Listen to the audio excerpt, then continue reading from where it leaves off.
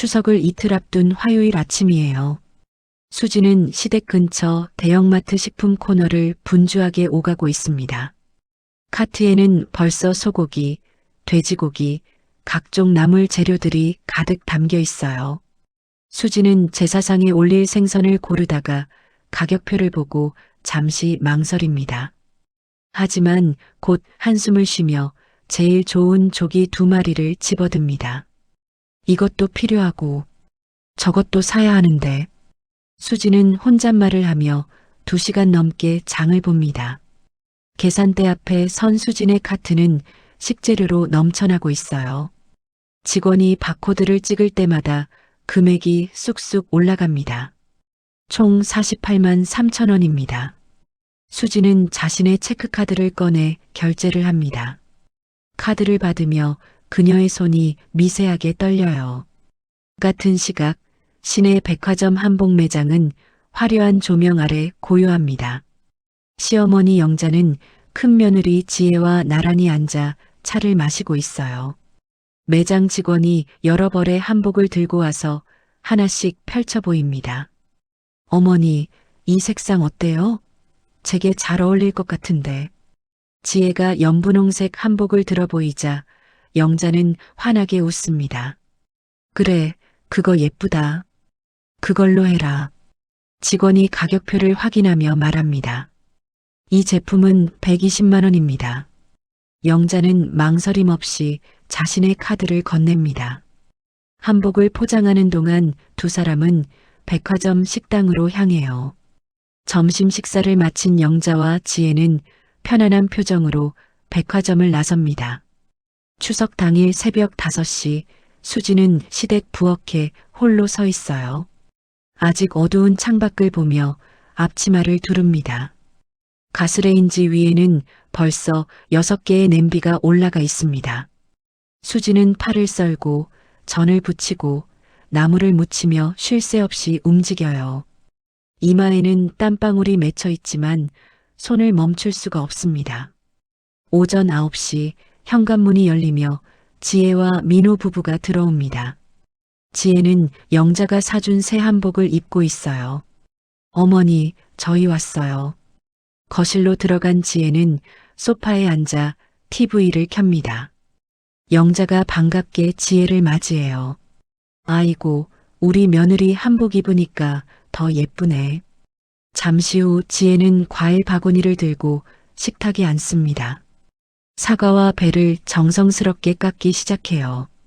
부엌에서는 수진이 여전히 국을 끓이고 있습니다. 영자가 부엌으로 들어와 국 맛을 봅니다. 이거 좀 싱거운 것 같은데? 소금 더 넣어. 수지는 대답 없이 고개를 끄덕이고 소금을 더 넣어요. 오후 1시 제사가 무사히 끝났습니다. 친척 15명이 식탁에 둘러앉아 음식을 먹고 있어요. 영자는 지혜가 깎은 과일 접시를 가리키며 말합니다. 우리 큰 며느리가 과일을 참 예쁘게 깎았네요. 친척들이 맞장구를 칩니다. 수진이 6시간 동안 준비한 갈비찜, 잡채, 전들은 언급조차 되지 않아요. 오히려 영자는 잡채를 집어먹으며 얼굴을 찌푸립니다. 잡채가 좀 단 것 같아. 수진은 아무 말 없이 고개만 숙입니다. 식사가 끝나고 사람들이 거실로 이동했어요. 수진은 혼자 부엌에서 설거지를 시작합니다. 싱크대 앞에 선 수진의 눈가에 눈물이 고여요. 그녀는 재빨리 손등으로 눈물을 닦아냅니다. 엄마. 뒤에서 딸 지은의 목소리가 들립니다. 수진은 놀라 돌아보며 억지 미소를 짓습니다. 응, 왜? 지은은 엄마의 빨개진 눈을 보며 아무 말도 하지 못해요. 추석 다음 주 월요일 오전, 영자는 거실 소파에 앉아 스마트폰을 조작하고 있어요. 은행 앱을 열어 큰아들 민호의 계좌를 확인합니다. 화면에 500만 원을 입력하고 송금 버튼을 누릅니다. 곧바로 민호에게 전화를 겁니다. 여보세요, 아들아. 돈 좀 보냈다. 사업 자금으로 쓰거라. 전화 저편에서 민호의 고마워하는 목소리가 들려요. 영자는 흐뭇한 표정으로 전화를 끊습니다. 같은 날 오후 3시 수진의 남편 민수는 회사 책상에 앉아 있어요. 휴대폰에 보험사로부터 문자가 옵니다. 자동차 보험료 30만 원 미납으로 오늘까지 입금 부탁드립니다. 민수는 통장을 확인하지만 잔액이 부족합니다. 그는 망설이다가 어머니 영자에게 전화를 겁니다. 어머니, 제가 요즘 회사 사정이 안 좋아서 그러는데 민수는 조심스럽게 사정을 설명해요. 보험료 30만 원만 좀 도와주실 수 있으세요? 전화기 너머로 영자의 차가운 목소리가 들립니다. 너희 집 살림은 내가 알아서 해. 형은 사업하느라 힘든데 넌 월급쟁이잖아. 영자는 더 이상 말을 듣지 않고 전화를 끊어버려요. 민수는 한참 동안 휴대폰을 쳐다보다가 한숨을 쉽니다. 다음 주 토요일 시내 특급 호텔 레스토랑이 화려하게 꾸며져 있어요. 오늘은 영자의 칠순 생일 파티가 열리는 날입니다. 친척과 친구 50명이 넘는 사람들이 모여 있어요. 정장을 차려입은 사람들이 샴페인을 마시며 담소를 나눕니다. 영자는 화려한 한복을 입고 단상 위에 서 있어요. 테이블 위에는 선물 상자들이 가득 쌓여 있습니다. 영자는 큰 며느리 지혜가 준비한 명품 화장품 세트를 손에 들고 있어요. 우리 큰 며느리가 이렇게 좋은 선물을 준비했어요. 영자는 주변 사람들에게 화장품을 자랑합니다. 하객들이 박수를 치며 지혜를 칭찬해요. 한쪽 구석에 선 수지는 자신이 준비한 손뜨개 카디건 상자를 보고 있습니다. 3개월 동안 매일 밤 뜨개질을 한 작품이에요. 영자는 그 상자를 한번 보고는 가방 속에 넣어버렸습니다. 아무런 언급도 감사 인사도 없었어요. 파티가 끝나고 일행은 근처 노래방으로 이동합니다. 영자는 지혜와 나란히 앉아 마이크를 잡아요. 우리 며느리랑 같이 한 곡 불러볼까? 두 사람은 트로트를 부르며 즐거워합니다. 영자는 지혜의 팔짱을 끼고 셀카를 찍어요. 수지는 테이블 앞에서 음료수를 따르고 안주 접시를 정리합니다. 땅콩과 과일을 담은 접시를 나르며 쉴 틈이 없어요. 영자는 수진 쪽을 한 번도 쳐다보지 않습니다. 밤 11시 집으로 돌아가는 차 안이에요. 수지는 조수석에, 민수는 운전석에 앉아 있습니다. 한참을 침묵하던 수진이 조심스럽게 입을 엽니다. 여보, 어머니가 너무 심한 것 같아. 민수는 핸들을 잡은 채 앞만 봅니다. 엄마가 원래 그래. 형수는 성격이 강하니까 엄마가 함부로 못하는 거고. 수지는 더 이상 말을 잇지 못하고 창밖을 바라봐요. 거리의 불빛들이 빠르게 지나갑니다. 수진의 눈에 다시 눈물이 고이기 시작해요. 11월 첫째 주 일요일 아침이에요. 수진은 시댁 부엌에서 분주하게 움직이고 있습니다. 오늘은 영자의 지인인 최 목사 부부가 오찬에 초대된 날이에요. 어제부터 장을 보고 준비한 음식들이 식탁 위에 차려지고 있습니다. 갈비찜, 잡채, 해물파전, 샐러드까지 정성스럽게 준비했어요. 오전 10시 큰며느리 지혜가 현관문을 열고 들어옵니다. 지혜의 손에는 와인 한 병만 들려 있어요. 어머니, 저 왔어요. 영자가 반갑게 지혜를 맞이합니다. 지혜는 거실 소파에 앉아 스마트폰을 보기 시작해요. 최 목사 부부가 도착합니다. 회색 정장을 입은 최 목사와 한복을 입은 사모님이 현관에 서 있어요. 영자는 공손하게 두 사람을 안내합니다. 가족들이 모두 식탁에 둘러앉았어요. 자, 식사하세요. 영자의 말에 사람들이 수저를 듭니다. 최 목사가 갈비찜을 한 입 먹고 감탄합니다. 음식이 정말 훌륭하네요. 누가 준비하셨어요?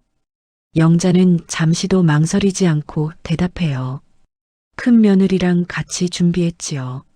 수지는 국을 뜨다 말고 손을 멈춥니다. 옆에 앉은 딸 지은이 엄마를 쳐다봐요. 지은의 얼굴이 빨개지기 시작합니다.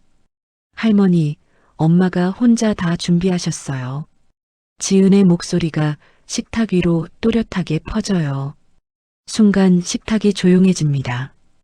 영자의 표정이 굳어요. 어른들 말씀하실 때 끼어들면 못 써. 영자는 차갑게 지은을 쏘아봅니다. 그리고 수진을 향해 말을 이어요. 딸 교육을 이렇게 시켰어? 수진은 아무 대답도 하지 못하고 고개만 숙입니다. 식사는 무겁고 어색한 분위기 속에서 끝났어요. 식사 후 수진이 커피를 내오려고 부엌으로 갑니다. 지혜도 일어나 설거지를 도우려고 해요. 수진이 지혜에게 다가가 말합니다. 형님, 제가 할게요. 그때 거실에서 영자의 목소리가 들립니다. 큰 며느리는 손 쓸 필요 없어. 그냥 앉아 있어. 수진은 부엌 입구에서 멈춰서요. 20년간 쌓인 무언가가 가슴속에서 터져 오릅니다. 어머니, 왜 저는 안 되는 거예요? 수진의 목소리가 떨립니다. 거실에 있던 모든 사람이 수진을 쳐다봐요. 영자는 천천히 일어서서 수진을 바라봅니다. 큰 며느리는 첫째 집 며느리니까 대접이 다르지. 영자의 말이 거실을 얼어붙게 만들어요. 수진의 눈에서 눈물이 주르르 흘러내립니다. 저도 이 집 며느리예요. 20년을 돌보고 참고 살았어요. 왜 저한테만? 왜요? 수진의 목소리는 울음 섞인 절규로 변해요. 영자는 표정 하나 변하지 않고 차갑게 말합니다. 넌 말이 많아. 그 말을 남기고 영자는 방으로 들어가 버립니다. 최 목사 부부는 당황한 얼굴로 서로를 쳐다봐요. 사모님이 가방을 들며 일어섭니다. 저희가 먼저 가보겠습니다. 두 사람은 서둘러 현관으로 향해요. 거실에는 무거운 침묵만 남았습니다. 남편 민수는 고개를 숙인 채 아무 말도 하지 못해요. 수지는 주저앉아 소리 없이 울고 있습니다. 그날 저녁 8시 수진의 집 안방이에요. 수진은 옷장에서 옷들을 꺼내 여행 가방에 넣고 있습니다. 민수가 당황한 얼굴로 방문을 열고 들어와요. 당신 지금 뭐 하는 거야? 수진은 대답 없이 계속 짐을 쌉니다. 속옷, 화장품, 세면도구를 차례로 가방에 담아요. 더는 못 살겠어요. 친구 순이 집에 가 있을게요. 수진의 목소리는 단호합니다. 민수는 수진의 팔을 붙잡으려 하지만 수진은 뿌리쳐요. 가방 지퍼를 닫은 수진은 방을 나갑니다. 다음 날 월요일 저녁 영자의 집 거실이에요. 큰아들 민호가 소파에 앉아 있습니다. 영자는 주방에서 차를 끓여 나와요. 어머니, 동생 내외가 지금 큰일 났어요. 민호의 목소리가 심각합니다. 수진이가 집을 나갔대요. 이혼할 수도 있어요. 영자는 찻잔을 내려놓으며 표정을 굳혀요. 그 며느리가 너무 예민해. 참을성도 없고. 영자는 자신의 잘못을 인정하지 않습니다. 큰 며느리는 저렇지 않잖아. 민호는 한숨을 쉬며 고개를 저어요. 그때 현관문이 열리며 지혜가 들어옵니다. 지혜는 민호 옆에 앉아 영자를 똑바로 봅니다. 어머니, 솔직히 말씀드릴게요. 지혜의 목소리는 차분하지만 단단해요. 저도 사실 어머니가 부담스러워요. 제가 세계 나가니까 못 건드리시는 거잖아요. 영자의 눈이 커집니다. 지혜는 말을 이어가요. 수진이는 착하고 순해서 함부로 대하신 거예요. 근데 수진이 없으면 명절도 모임도 다 안 돌아가요. 영자는 아무 말도 하지 못하고 찻잔만 만지작거려요. 수요일 오후 교회 상담실이에요. 나무 책상과 편안한 소파가 놓여 있습니다. 수지는 최 목사 앞에 앉아 휴지로 눈물을 닦아요. 목사님, 20년이에요. 20년 동안 참고 살았어요. 수지는 그동안의 일들을 하나하나 털어놓습니다. 최 목사는 고개를 끄덕이며 경청해요. 수진 권사님, 어머님과 함께 이야기 나눠보시겠어요? 수진은 망설이다가 천천히 고개를 끄덕입니다. 금요일 오후 2시 같은 상담실이에요. 수진과 영자가 소파 양쪽 끝에 앉아 있습니다. 두 사람 사이에는 팽팽한 긴장감이 흘러요. 최 목사가 부드러운 목소리로 말을 엽니다. 두 분께서 마음을 나누셨으면 합니다. 영자는 한참 동안 입을 열지 못해요. 주름진 손이 치마를 꼭 쥐고 있습니다. 나도 막내 며느리였어. 영자의 목소리가 작게 떨려요. 40년 전에 시집 왔을 때 큰형님 댁하고 똑같이 차별받았어. 수진이 영자를 쳐다봅니다. 영자의 눈가에 눈물이 맺혀 있어요. 형님은 뭘 해도 칭찬받고 나는 뭘 해도 혼났어. 그게 당연한 줄 알았어. 영자는 휴지를 꺼내 눈물을 닦습니다. 내가 너한테 그걸 똑같이 한 거구나. 영자의 목소리가 흐느낌으로 변해요. 수진도 눈물을 흘립니다. 미안하다. 정말 미안해. 영자가 떨리는 손으로 수진의 손을 잡아요. 수진은 그 손을 꼭 잡아줍니다. 두 사람은 한참을 울어요. 2주 후 토요일 오전 11시예요. 수진은 시댁 앞에 서서 초인종을 누릅니다. 손에는 과일 바구니가 들려 있어요. 문이 열리고 영자가 현관까지 나옵니다. 왔어. 어서 들어와. 영자의 목소리는 어색하지만 따뜻해요. 수진은 천천히 신발을 벗고 안으로 들어갑니다. 거실로 안내받은 수진은 소파에 앉아요. 영자는 부엌으로 가서 무언가를 가져옵니다. 된장찌개가 담긴 뚝배기와 밑반찬들이 상에 올라와요. 내가 아침에 직접 끓였어. 입맛에 맞을지 모르겠다. 영자는 수진 앞에 수저를 놓아줍니다. 수진은 된장찌개를 한 숟갈 떠서 입에 넣어요. 맛있어요, 어머니. 영자의 얼굴에 안도의 표정이 스쳐 지나갑니다. 두 사람은 조용히 식사를 해요. 이전처럼 무거운 침묵이 아니라 편안한 고요함이에요. 식사 후 영자는 방으로 들어갔다가 봉투를 들고 나옵니다. 두툼한 현금 봉투를 수진 앞에 놓아요. 이거 받아. 수진이 봉투를 열어보니 현금이 가득 들어 있어요. 어머니, 이게 뭐예요? 영자는 수진의 손을 덮으며 말합니다. 500만 원이야. 그동안 고생한 거 생각하면 이것도 부족하지. 수진은 고개를 젓습니다. 이건 못 받아요. 영자는 수진의 손을 꼭 잡아요. 큰 며느리한테 준 것보다 더 많아. 제발 받아라. 수진의 눈시울이 붉어집니다. 결국 수진은 조심스럽게 봉투를 받아요. 오후 2시 두 사람은 동네 카페에 앉아 있어요. 창밖으로는 가을 햇살이 따스하게 비춥니다. 아메리카노 2잔이 테이블 위에 놓여 있어요. 나도 시집 와서 참 많이 울었어. 영자가 커피를 한 모금 마시며 말합니다. 수진은 조용히 영자의 이야기를 들어요. 그땐 그게 당연한 줄 알았어. 그런데 너한테 똑같이 하고 있었네. 영자의 목소리에 후회가 묻어나옵니다. 수진도 자신의 이야기를 꺼내요. 두 사람은 1시간 넘게 대화를 나눕니다. 앞으론 명절 음식 배달시켜 먹자. 아니면 외식하고. 영자의 제안에 수진이 고개를 끄덕여요. 그게 좋겠어요. 다음 주 일요일 시내 한식당 룸이에요. 가족 전체가 커다란 원탁에 둘러앉아 있습니다. 민호, 지혜 부부와 민수, 수진 부부, 그리고 손주들까지 모였어요. 영자는 테이블 중앙에 앉아 가족들을 바라봅니다. 오늘 다 같이 모여서 고맙다. 영자는 수진과 지혜를 번갈아 보며 말을 이어요. 두 며느리한테 정말 감사하다. 영자의 말에 지혜와 수진이 미소를 짓습니다. 식사가 끝나고 영자는 가방에서 봉투 2개를 꺼내요. 이건 너희 두 며느리 선물이야.